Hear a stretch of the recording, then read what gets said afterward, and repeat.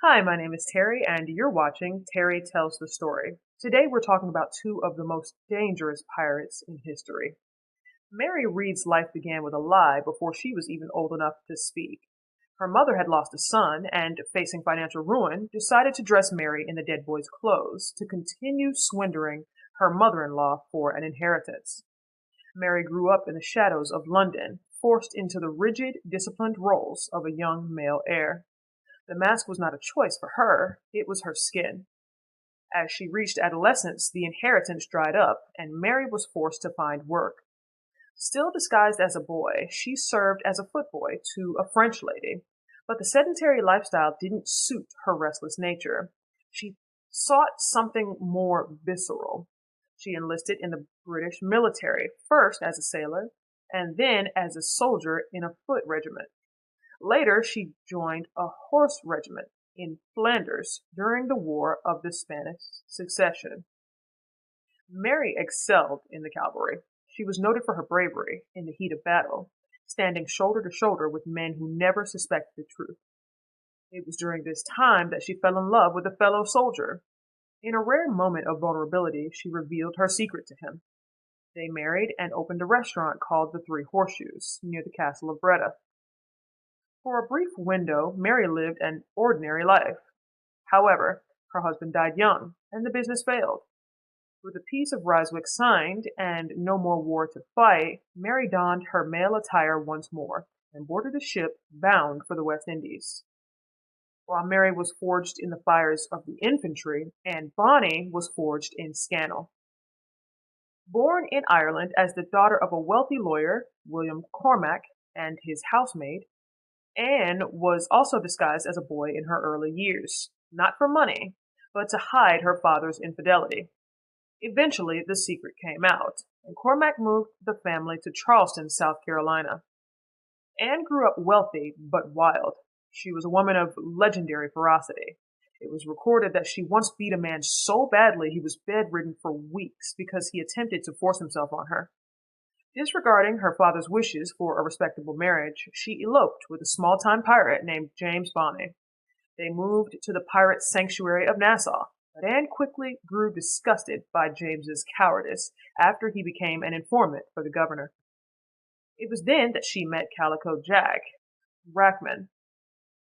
Jack was flashy, reckless, and captivated by Anne's fire.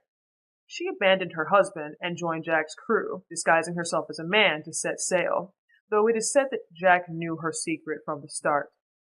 The paths of the two women crossed when Calico Jack's ship, the Revenge, captured the merchant vessel Mary Reed was serving on.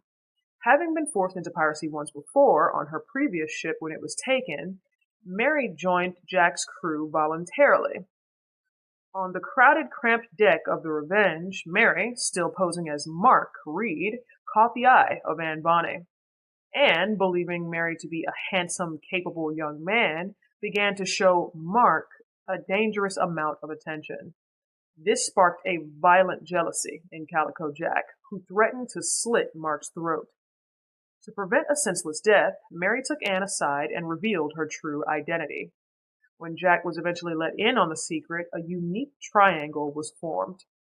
In the tight-knit, paranoid world of piracy, Anne and Mary became a unit within a unit, two people who knew the weight of each other's secrets.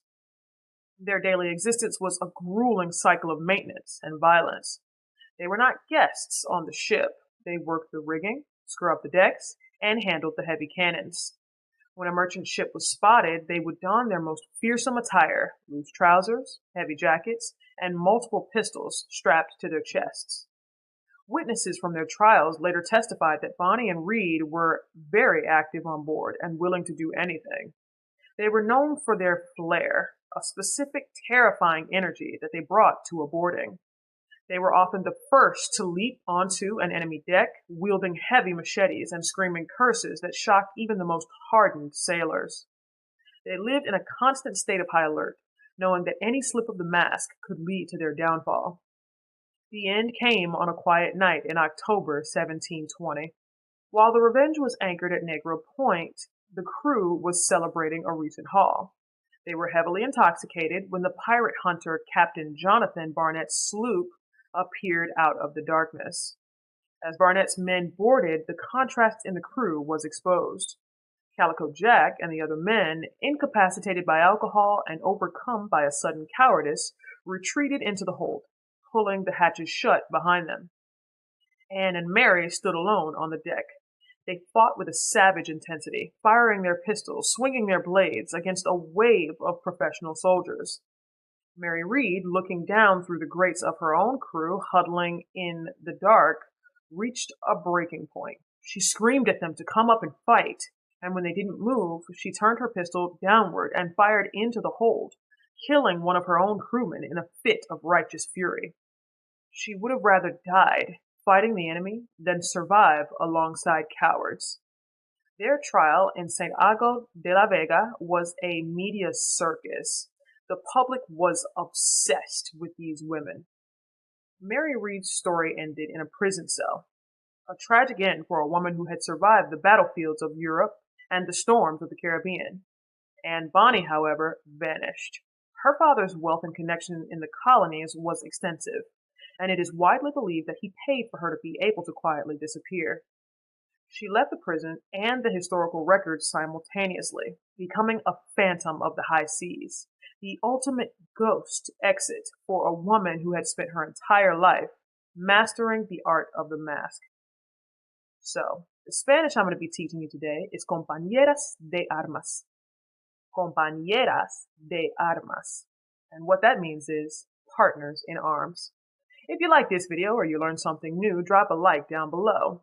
If you have a specific topic that you'd like to see me cover, drop me a comment. And if you'd like to support this work that I do, there'll be a link to the Cash App in the description box below. We'll see you next time.